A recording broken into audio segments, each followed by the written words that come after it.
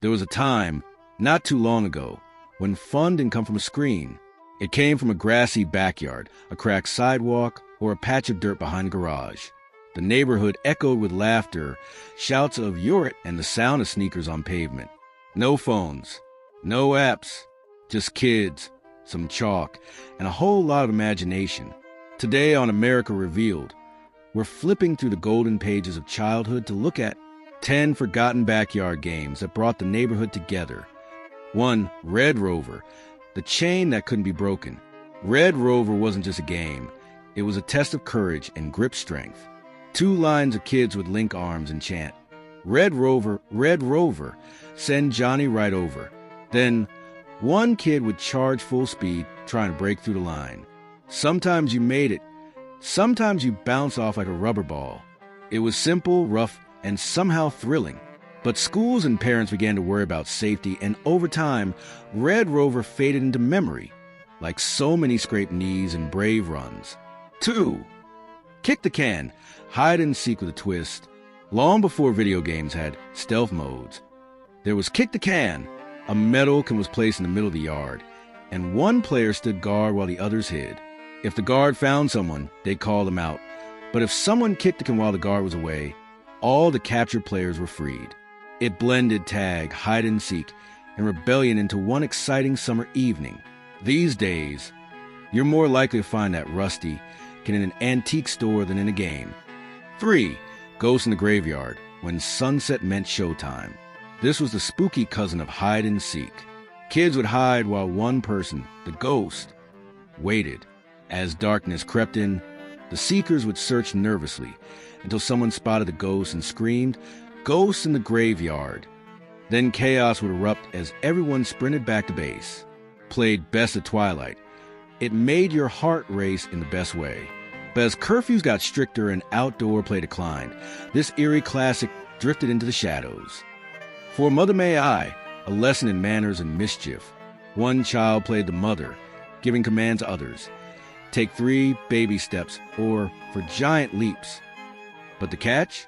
You had to ask, "Mother, may I?" before moving. If you forgot, back to the starting line you went. It was silly, sweet, and strangely formal. But in an age where politeness isn't built into playtime, this gentle game rarely sees the light of day. 5. Spud, a throwback to dodgeball with brains. Every kid got a number, and one was it. They'd toss a ball high and shout a number. That kid had to catch it while everyone else scattered. Once caught, they'd yell "Spud" and try to tag someone before they could freeze. Quick, exciting, and just the right amount of chaos. But like many ball games, Spud eventually lost out to liability concerns and quieter pastimes. 6. Freeze tag. Time stood still. Tag with a twist. When you were tagged, you had to freeze like a statue. Only a teammate could unfreeze you by tagging you again. The yard would turn into a freeze-frame photo of arms outstretched and laughter in midair. It was pure, energetic fun that needed no gear, just willing friends. But it quietly disappeared as organized sports and indoor routines took over childhood. 7. Double Dutch, jump ropes and rhythm. 2 ropes swinging in opposite directions.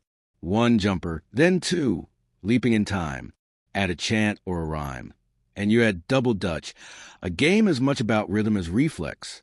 It started in urban playgrounds, but soon made its way to backyards across America.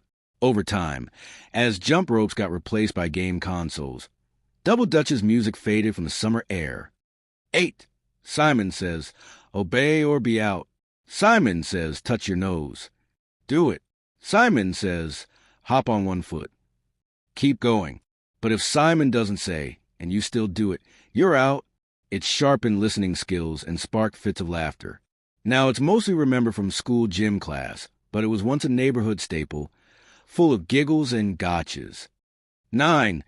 Capture the flag, backyard battles, and brave runs. 2 teams, 2 flags, and 1 shared mission. Steal the other team's flag without getting caught.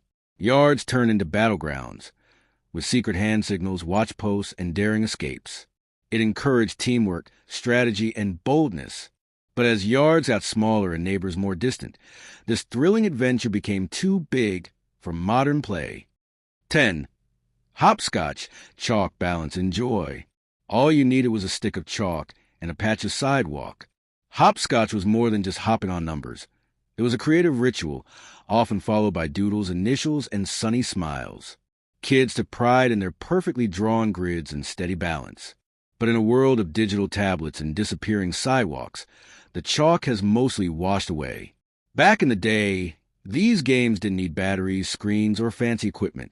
Just imagination, sunlight, and good company. They built friendships, sparked laughter, and filled long summer days with magic. Which one of these games do you remember most? Did we miss your favorite?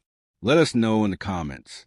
If you enjoyed this trip down memory lane, don't forget to like, subscribe, and ring the bell for more stories.